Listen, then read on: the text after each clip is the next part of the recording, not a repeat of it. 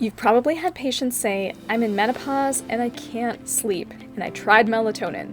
And you've probably noticed that sometimes it helps and sometimes it does absolutely nothing. And I'll share something personal here. I used to be a rock solid sleeper. I would be able to do whatever I wanted in the evening, looking at my phone, being exposed to bright lights or what have you, and be able to fall asleep and stay asleep with no problems. Then perimenopause hit, and suddenly my sleep is fragmented. I'm waking up at 3 a.m. and my sleep is just not as solid as it used to be. As a sleep doctor, I know how to regulate my own sleep.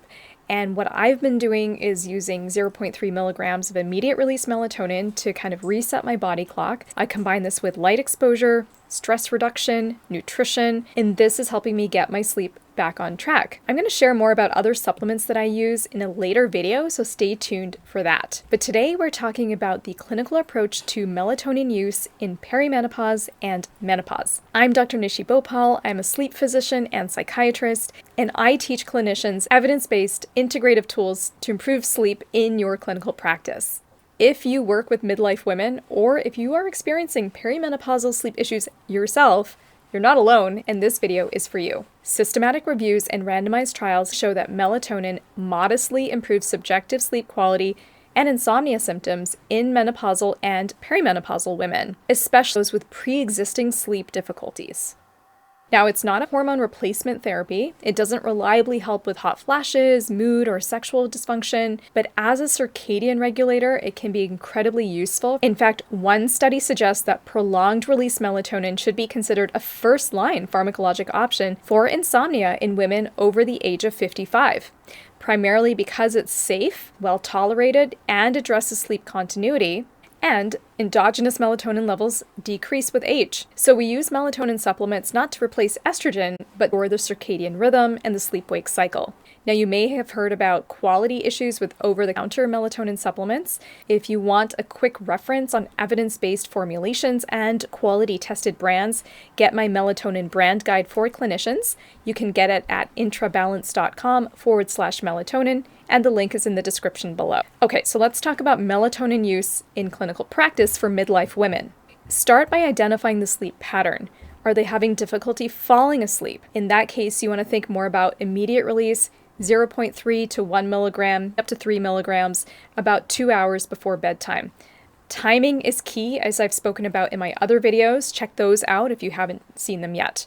If your patient is waking up around 3 or 4 a.m., then you can consider an extended release melatonin, maybe 1 to 2 milligrams, dosed around bedtime.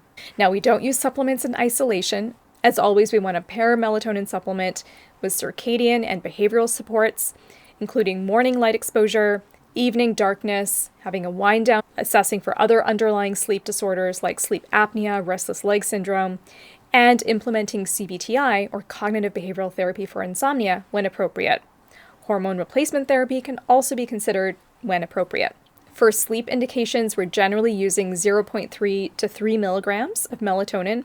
Beyond 3 milligrams, you may cause excessive daytime grogginess, and I do see this with patients who are taking higher doses, or if they're taking melatonin consistently on a nightly basis, they may start to develop a bit of an insidious fatigue or grogginess or just feeling slow and lethargic, so be on the lookout for that. Doses above 3 milligrams are indicated for other situations beyond the scope of today's talk. I'm usually recommending it nightly for a few weeks to get things back on track. So when I say a few weeks, I'm talking 4 weeks up to about 12 weeks. Remember that timing, consistency, and other sleep-promoting behaviors in conjunction matter more than the actual milligram dosage in many cases. And if you're wondering, can you combine immediate release and prolonged release if your patient has more than one issue, then yes, you can. Just be on the lookout for that excessive grogginess the next day. So clinicians, I would love to hear from you. Do you use melatonin with your perimenopausal or menopausal patients? What's worked best in your clinical practice? Share your experiences in the comments below. Monitoring and follow-up is where outcomes are won or lost. Start with a good sleep history, understand the menopausal symptoms at play, screen for comorbidities like obstructive sleep apnea, restless leg syndrome, mood disorders, circadian rhythm disorders, thyroid conditions, and so on.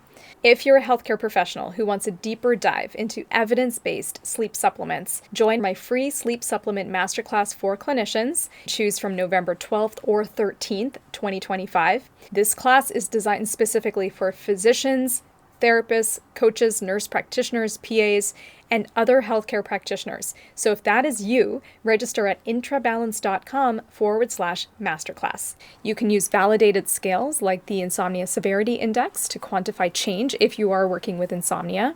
Reassess the usage and efficacy of melatonin at 4 weeks, 8 weeks, and 12 weeks. If sleep is improving, then great, you can continue the plan or have a plan to discontinue. The clinical pearl is that I like to have a plan to discontinue before we even start the treatment.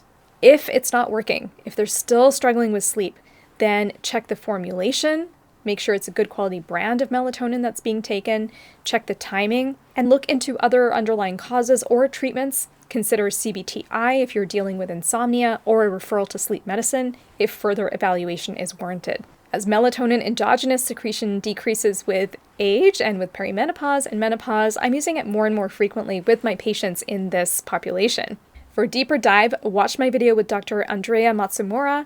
She's a sleep physician and women's health expert where we dig deeper into menopause and sleep physiology.